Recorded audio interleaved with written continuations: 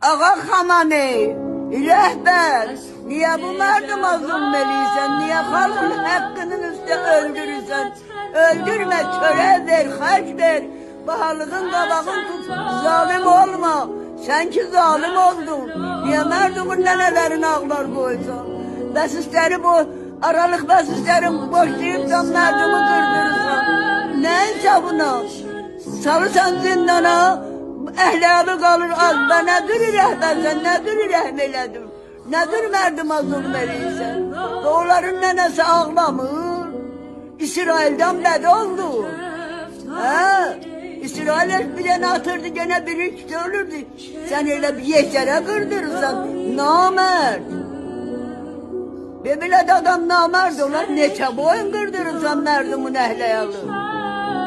Ya insaf elə de bir utan da. Əhliyalın qəşək kefin çəkir. Merdumun kız gelini avara darada işləyir. Bitki əhliyalına törə çıxadı. Memleketimi çok istəyirəm. Ben rehberimi çok istəyirəm. Ben rehber olmazsa memleket olmaz. Ben bir şey de demişəm, erkütün demişəm, iştiba eləmişəm. Beni bağışlıyor. Məscidimizə də kömək eləsin, subhamıza da. Allah onlardan razı olsun, hamımızdan razı olsun, Allah'ımızdan yeli olsun.